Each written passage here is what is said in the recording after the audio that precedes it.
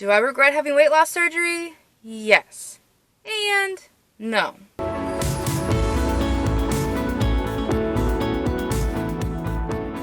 So in 2015, I had a gastric bypass, weight loss surgery, and I went from 486 pounds to 319 within the first year.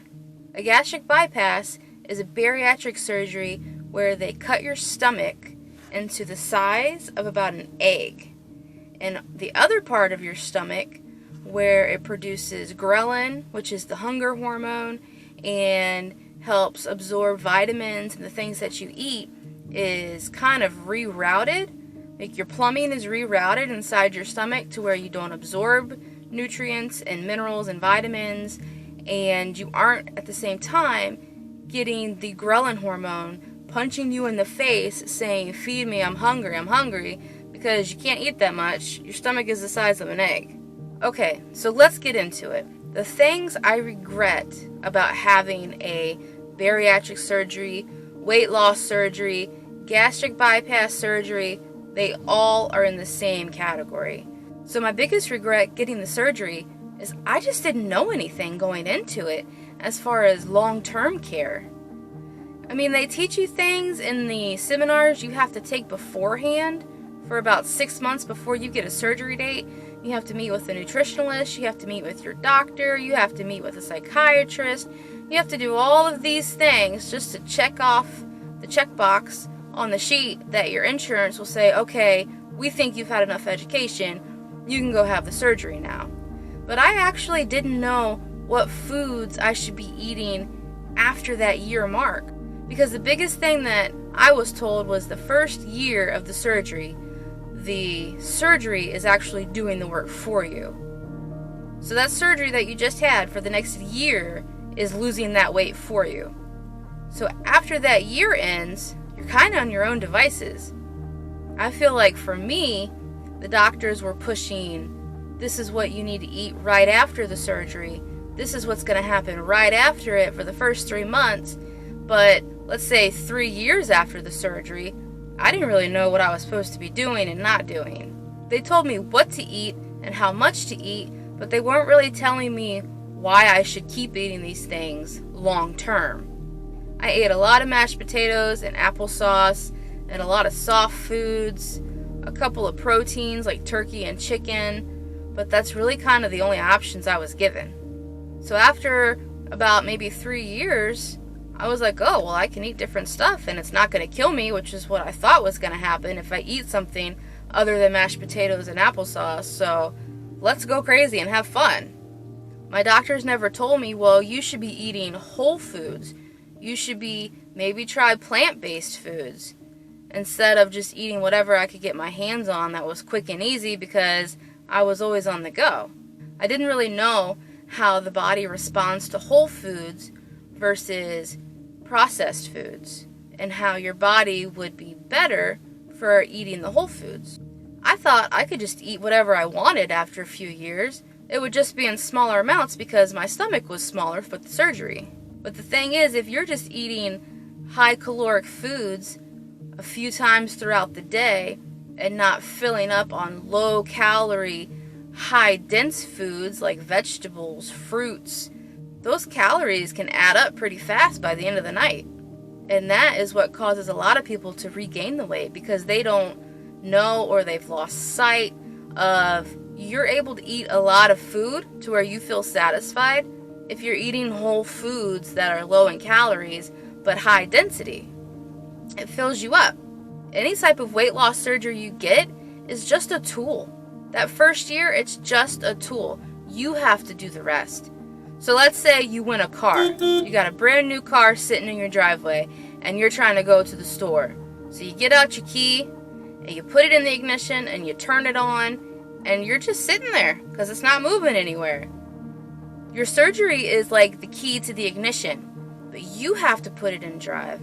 You have to put your foot on the gas. You have to steer it where to go. It's not going to do it for you. Another thing I regret with the surgery is I had no idea it was going to destroy my teeth the way that it has. I used to have a beautiful smile. I used to get compliments on my smile. And now I don't want to smile at all because my teeth are so bad. I'm actually looking at getting dentures within the next year because all of my teeth are breaking and cracking, and I'm always in pain from it, and that has to do with the calcium deficiency. When you have a gastric bypass, you don't absorb calcium, so you're taking it 4 times a day. And even with me taking calcium supplements 4 times a day, on top of the other probably 8 to 10 vitamins I take every single morning, I'm still not absorbing the nutrients and vitamins, specifically the calcium, that I should be absorbing. Another regret I have is that in my early 20s, I was diagnosed with PCOS, which stands for Polycystic Ovary Syndrome. So what that means for me is my body wants to hold on to the insulin instead of using the insulin to burn fat and process foods the way it should. It's only been this past year that I have found a doctor who prescribed me metformin, which is allowing my body to reverse the effects of the PCOS, which is leading to really good weight loss.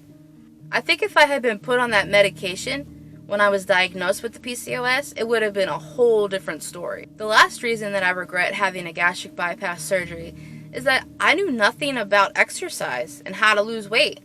I thought I did. I thought going on a diet.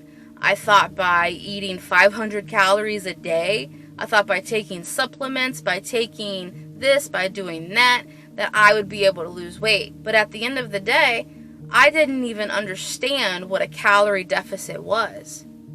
I think had I realized that and really understood and was educated and even did research myself before YouTube really took off with the fitness industry, and I could go look at Greg Doucette, I could go look at Obese to Beast or Will Tennyson, who have been really great inspirations for me.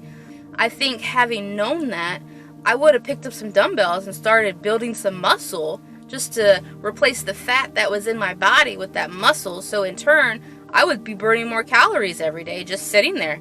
Okay, the first reason I don't regret getting the surgery is, again, I had PCOS, or Polycystic Ovary Syndrome, and that was keeping my body from being able to lose any weight to get rid of any of the fat that it was holding on to. So it didn't matter what diet I tried, what exercise routine I did, I was not losing the weight like I needed to be healthy.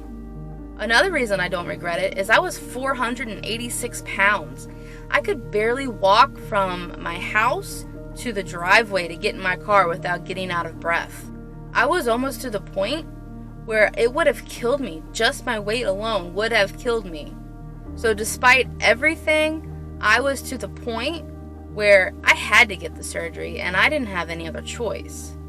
Another reason I don't regret it is because I got the surgery, I was able to lose that weight the first year, and as I was getting healthy physically, I was also getting healthy mentally, because I was in an incredibly abusive marriage for 4 years where it just kept me depressed, it kept me gaining weight, it just kept me in a really bad place, and as the weight was coming off of me, I felt lighter physically, mentally, emotionally, and I was able to get out of that and get into a better place to where now I'm in a great marriage. I've been married for about 2 years now. I have a 2.5-year-old son, and it's just been such a better life for me, and that weight didn't keep me where I didn't want to be.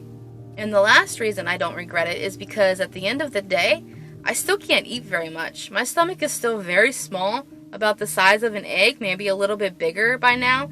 It's been about 6 years since I've had the surgery, and I just can't eat that much. And that's a good feeling, going from being starving all day long, getting punched in the face with that ghrelin hormone, to I can't even eat a half a sandwich at this point. So that was a really good point for me, to where I was able to not be so dependent and focused and thinking about what I'm going to be eating next and always about food, and I could just let that part of it go. So a lot of people ask me, would I get the surgery again? And I think at the place that I was at when I got the surgery, yes, 100%. I was in that position. I didn't know a whole lot. I would get it again. But having known what I know now, I 1000% would not get it. So if you're in a position where you're thinking about getting any type of weight loss surgery, I would go on YouTube. I would search the internet. I would do what you could to figure out how to get in a caloric deficit and how to build muscle, because I know those two things, for me personally, have been a world of difference in being able to build muscle, burn more calories throughout the day, and start losing the weight like I need to by myself, and not relying on a tool or a surgery to do that for me. Having that information and education and understanding, I'm able to put my foot on the gas. I'm able to turn the steering wheel and drive the car where I need to go when I need to go there. I'll list in the description below Greg Doucette, Will Tennyson, Obese to Beast. Those are the 3 top YouTubers that have made a world of difference to me and taught me a lot and have educated me just through their own process and their own journey. And they have been very helpful in trying to figure out what will work for me, what won't work for me, and how to modify things to work to where my fitness level is right now.